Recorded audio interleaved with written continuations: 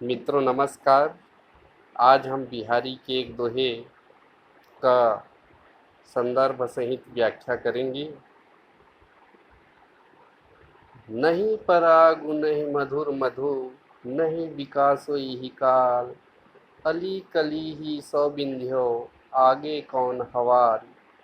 पुनः, नहीं परागु नहीं मधुर मधु, नहीं विकासो इहि काल, अली कली सौ बिंध्यो, आगे कौन हवाल बिहारी, आगे कौन हवाल।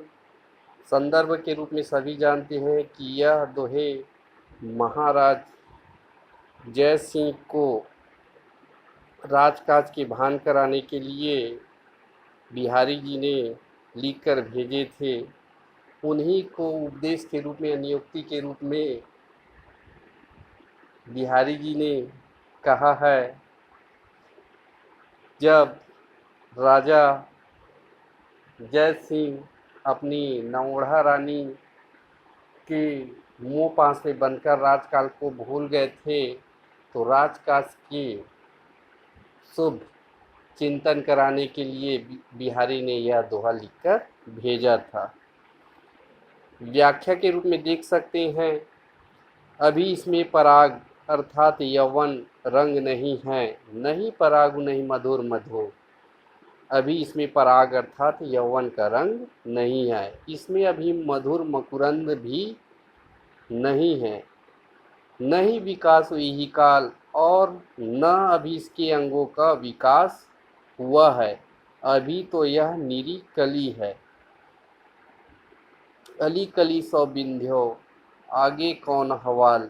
हे भ्रमर रूपी महाराज जय सिंह, अली कली सौ बिंध्यो, यदि तुम अपना कर्तव्य और राज्य का भूलकर अभी से इसमें तल्लीन हो रहे हो, तो आगे चलकर उसमें परागकण तथा मधुर मधु, नहीं पराग नहीं मधुर मधु,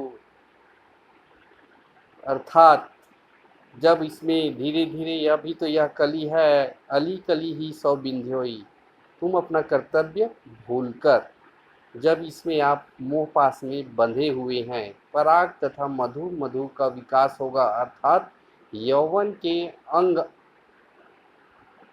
आ जाने पर अंग प्रत्यंग विकसित हो जाएंगे, तब आपकी क्या दशा होगी। पुनः एक बार, अभी इसमें पराग अर्थात यौवन का रंग नहीं है, इसमें अभी मधुर मकरंद भी नहीं है, और न अभी इसके अंगों का विकास हुआ है, अभी तो यह कली है। हे भ्रमर रूपी महाराज, यदि तुम अपना कर्तव्य और राजकाज भूलकर अभी से इसमें तल्लीन हो रहे हो, तो आगे चलकर जब उसमें पराग तथा मधुर मधु का विकास होगा, अर्थात यौवन के आने पर अंग प्रत्यंग विकसित हो जाएगा, तब आपकी क्या दशा होगी।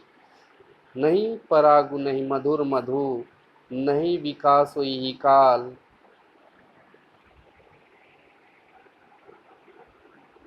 अली कली ही सौ बिंध्यो, आगे कौन हवाल।